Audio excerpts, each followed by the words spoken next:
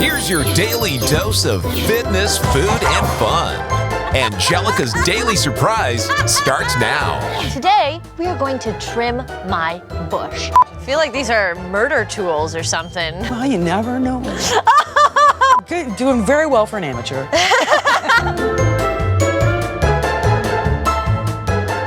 Hello there, and welcome to my apartment. Today, we are going to trim my bush.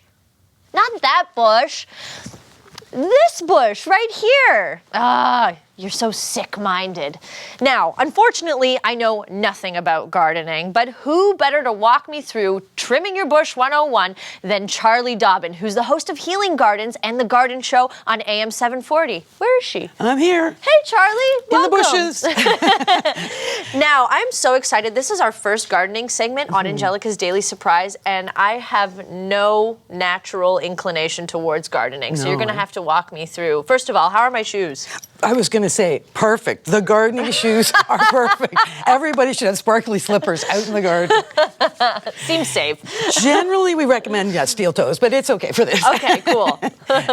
Yeah, so you don't have a lot of experience in gardening, huh? No, I actually killed a cactus once, which I didn't know was possible. No, it's possible. You overwatered it. Oh, okay. That's the problem. That's what people do. Too much love. Exactly. Too much love. That's my problem. So I brought in a couple of shrubs or bushes that we're going to look at and talk about pruning, because this is the thing that people are most afraid of.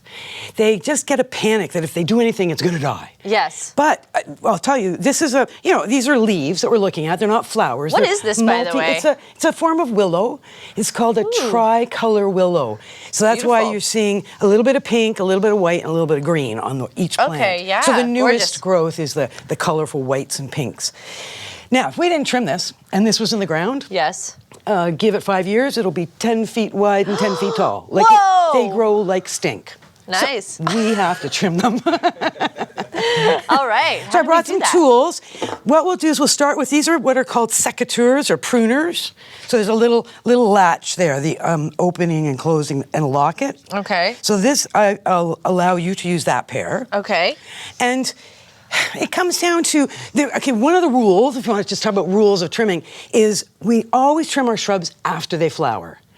So if we trim them before they flower, we end up trimming all the flowers off. Right. So by the time you get into late spring, early summer, things like lilacs have finished blooming. Yes. Forsythia has finished blooming. Magnolias, those are the things that we trim after they flower. Okay. So midsummer, a lot of things are flowering, so we don't do a lot of trimming. But these guys don't ever get flowers to speak of. So our trimming is strictly for shape and for beauty. And I have your little holster. I have a holster.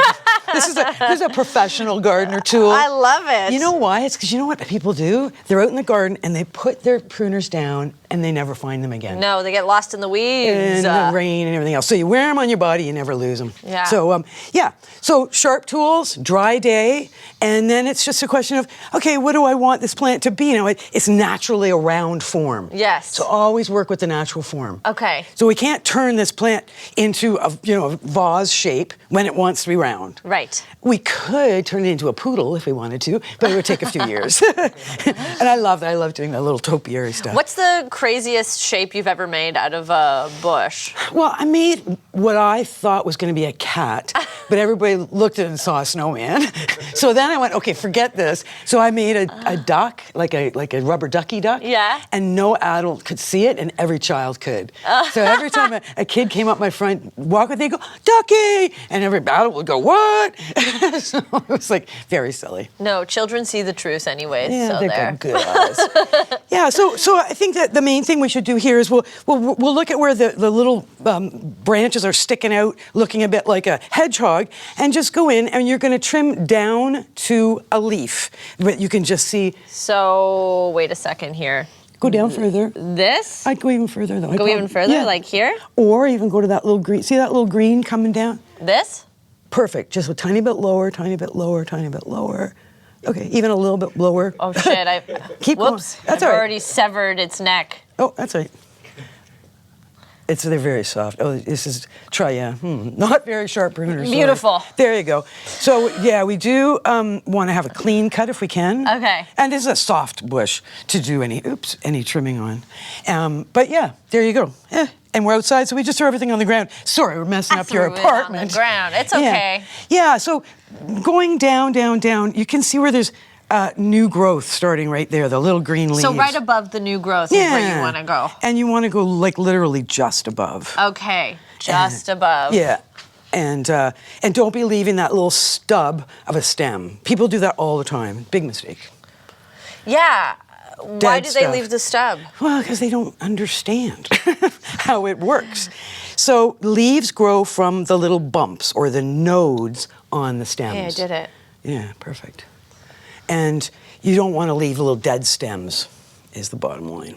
So, yeah, if we were outside, we'd be enjoying the music and maybe we'd have some headphones on or the birds singing or whatever. The other thing we look for are branches that are growing in the wrong direction. So you see how this branch is growing? rebel. Yeah, it's growing into the middle. Yes. Versus this one, which is growing out.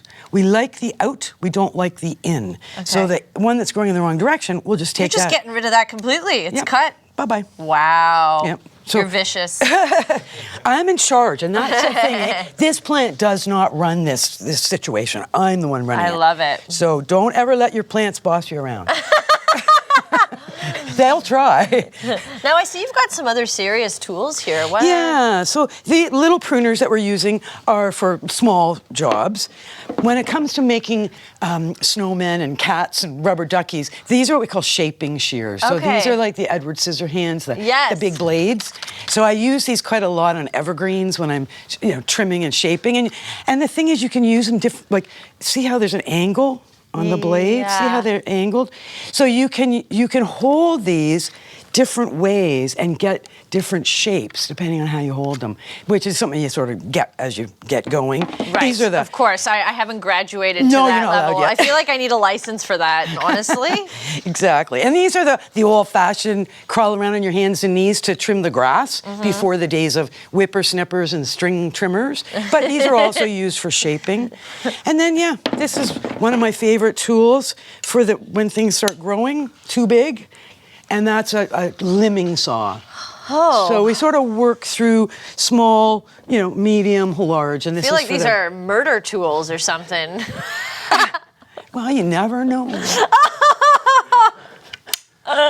We don't ever hurt the worms, but there are insects that we do like to annihilate, so sometimes they can be handy. There's one thing with plants, right? Like I tried to grow a tomato plant and I ended up getting all these like little red bugs. Okay. Is the Lysol, you take Lysol. That's a good idea. No, Sunlight dish soap mixed with water, and then you spray the plant and then you wipe the bugs off. Is that a healthy thing to do, or is that just something that soap and water, but it's got to be soap, not detergent. Right. Soap and water will kill insects if you contact the insect with the soap. It asphyxiates them. They breathe through their bodies. So if we coat their little bodies with soap, they can't breathe. Oh. But detergent, on the other hand, just gives them a shower. So now don't waste your time bathing and cleaning the insects. Cleanest bugs ever. Exactly. Instead, just concentrate on the soaps. And you can buy a soap mix, or if you can buy straight soap, then it's a 40-to-1. So 40 water to 1 soap. Spray to kill the insects, on the insects. And then you shouldn't have to do any wiping. Just give it a little hose off, a little spritz with water. And what's the best starter bush for somebody like me who has no green thumb? Well, it depends whether you're in the sun or the shade.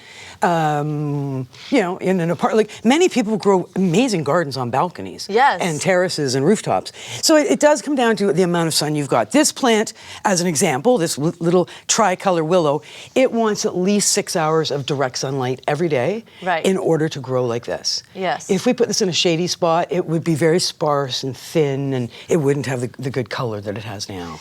And I have a rosemary bush that has been outside for like 4 years, and it comes back every year. Is that normal, or should rosemary technically die if you've left it through a Canadian winter outside? Well, it's what we call a tender perennial. So you must have it in a very sheltered spot. If it's in a pot or it's in wherever it is. If it's surviving the winter, that's amazing, because it's rare for them to survive in the Toronto area. Oh, okay. Yeah, I'm a tender perennial. Go a little bit south, and it's not a problem, right? But yeah, I typically bring my rosemary in for the winter. Okay. In a pot, enjoy it in the kitchen, and then back out. And what about a pothos? Super simple plant to grow, very popular these days. Every millennial has one. House plant, sun, shade, doesn't matter. It can grow anywhere in the house. Okay. Just be careful, don't overwater. Feel the soil before you water. And what's something to look for in the soil when you're feeling the soil? Just the moisture level. You'll feel, and the sponginess when you touch the soil. You want it to be spongy. Yeah, well, when it's spongy, it's still got moisture in it. So don't water if it's spongy. Okay. Right? Great. Particularly with a cactus. Yeah. No, that one for me was a big sign where I'm like, I really don't know what I'm doing. But you know what? I think this is coming along. It's looking good. You're good, doing very well for an amateur. Thank you so much. I think I'm actually going to get another bush, if you know what I mean. Thank you so much for dropping by, Charlie Dobbin. That's been Anjelica's Daily Surprise. See you next time.